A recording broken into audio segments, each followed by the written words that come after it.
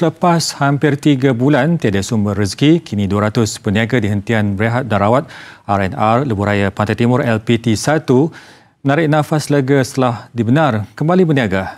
Walaupun prosedur operasi standard SOP ketat dikenakan, namun ketetapan itu bukan masalah besar. Sebaliknya dilihat sebagai satu kebaikan buat mereka dan pelanggan. Gerai di R&R Genting Sepah, Temerloh dan Gambang di LPT1 ini dibenarkan beroperasi semula sejak 12 Jun lalu selepas tutup kerana Perintah Kawalan Pergerakan PKP dilaksanakan Mac lalu. Kelegaan bukan sahaja buat peniaga, malahan hampir 1,000 pekerja di gerai terbabit sudah kembali bekerja. Sebelum perniagaan dijalankan, syarikat konsensi LPT1 Anih Berhad sudah memastikan semua SOP dipatuhi dan peniaga serta pekerja gerai memahami peraturan ditetapkan. Ia termasuk memakai pelitup muka, penjarakan sosial, pengambilan suhu badan serta merekod nama pelanggan. Bagaimanapun, kanak-kanak berusia bawah 12 tahun dan warga emas berusia lebih 70 tahun tidak dibenarkan makan di premis ini. Kita mengikut SOP yang diarahkan oleh pihak ANIH, MKM sebagainya. Satu meja hanya dibenarkan untuk 2 orang pelanggan sahaja, pengunjung sahaja.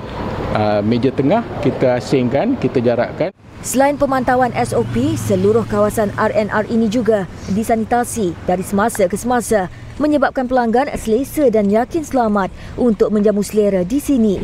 Menurut Pengarah Eksekutif Anih Berhad, Datuk Nik Fauzi Nik Husin, bagi menjamin penjarakan sosial, pihaknya hanya membenarkan 150 pelanggan singgah di gerai kawasan R&R dalam setiap masa, manakala jumlah penggunaan surau 20 orang dan tandas 10 orang. Semua berpuas hatilah. Saya tengok pun dekat keadaan dekat sini semuanya tak ramai dan kita tak nampak yang berkumpul lah, dan dekat situ kita nampak memang kita rasa selamat lah. And then masa dekat sini semua saya tengok semua okey lah. Kalau beli pun tak ada ramai kan, ada jarak 1 meter semua. And then masa nak beli pun kiranya dia punya staff pun ada pakai mask, semua ikut.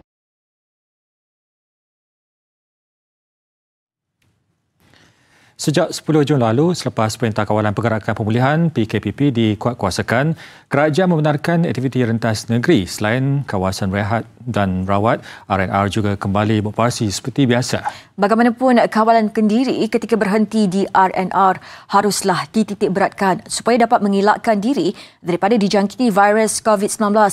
Raja Amanda Raja Faisal meninjau situasi itu.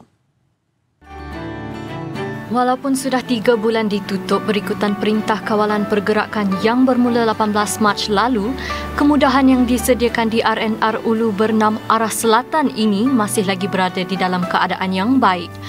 Kedai makan juga sudah mula berniaga seperti biasa dengan mengamalkan prosedur operasi standard SOP yang ditetapkan oleh kerajaan. Hasil tinjauan mendapati pengambilan suhu badan serta butiran peribadi pengunjung akan dibuat terlebih dahulu sebelum dibenarkan masuk ke kawasan tersebut. Tanda jarak sosial juga turut diletakkan di setiap meja. Sebelum tu kita orang buka, kita orang dah bersihkan kedai, cuci barang semua. Diorang datang pun diorang beratur ikut peraturan lah. Alhamdulillah semalam boleh tahan ramai daripada kita orang buka, daripada sebab baru bermula jadi pukul 10 suku macam tu kita orang buka. Alhamdulillah orang ramai. Sambutan pun alhamdulillah ikut SOP. Pemerhatian terhadap kemudahan lain seperti surau dan tandas juga masih terjaga. Bagaimanapun, untuk menunaikan solat, pengunjung disaran membawa sejadah sendiri kerana tiada sejadah disediakan di surau ini. Kalau dengan keadaan ikut SOP memang selamatlah, nampak kan. Tapi perlu bawa sejarah sendirilah. Itu lebih baiklah kan, untuk keselamatan diri kita kan. Sangat bagus supaya kita semua dapat jaga diri kita, sebab kita tidak tahu virus COVID ni macam mana kan. Ada yang tidak bergejala, jadi sangat bahayalah. Bagus sangat. Bukan sekadar di R&R, di mana-mana pun sepatutnya mengikuti SOP yang telah ditetapkan. Bagi pengguna lebuh raya yang mungkin keletihan, anda dinasihatkan untuk berhenti seketika di RNR berhampiran anda untuk menyegarkan diri sebelum menyambung semula perjalanan. Dan apabila anda tiba di sini, jangan lupa untuk patuhi SOP yang telah ditetapkan. Ingat, jaga keselamatan, jaga kesihatan, #KitaJagaKita. Raja Amanda Raja Faisal, TV3.